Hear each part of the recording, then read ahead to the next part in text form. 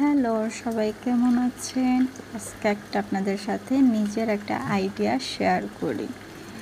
এখন ঘর সাজাতে আমরা সবাই কম বেশি পছন্দ করি, কিন্তু ঘর সাজাতে গেলে প্রচুর এক্সপেন্সিভ হয়ে গেছে এখন। যাই কিনতে যাবেন অনেক অনেক দাম।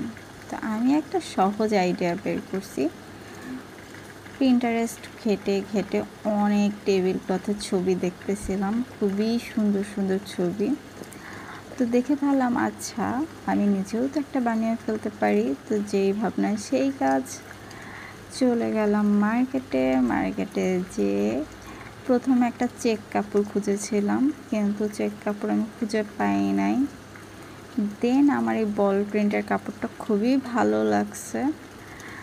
চেক হয় নাই ঠিক আছে, বাট বল প্রিন্টটাও খুব সুন্দর লাগতেছিল। এটা 3টা কালার ছিল, পিঙ্ক, গ্রিন, ব্লু। বাট আমার কাছে এই কালারটাই সবচেয়ে বেশি ভালো লাগতেছিল।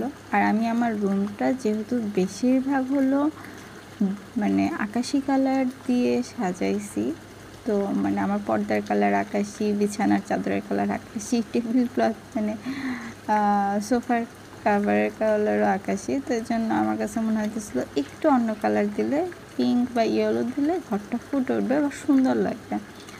তো আমি পিঙ্ক কালারটা চয়েস করি। দেন পিঙ্ক কালারটার সাথে একটা লেস লাগবে, যেহেতু এটা সাদা কালারের বল প্রিন্ট। তো আমি একটা সাদা রঙের লেস নেই। প্রথমে ভেবেছিলাম একটা চিকন লেস কিনবো, কিন্তু চিকন লেসটা আমার ভালো লাগে নাই। আমার কাছে এই চওড়া লেসটা খুবই ভালো লাগছে। অ্যান্ড বল প্রিন্টের সাথে এটা এত সুন্দর ম্যাচিং হয়েছে। এটাও গোল গোল একটা লেসটা এত সুন্দর, আমার খুবই ভালো লাগছে অ্যান্ড খুব পারফেক্ট লাগছে। লেসটা নিচ্ছে 50 টাকা গজ, মানে কাপড়টা নর্মালি 150 টাকা গজ। আমি একটু ঘুরে ঘুরে দামাদামি 120 টাকা করে গজ কিনেছি।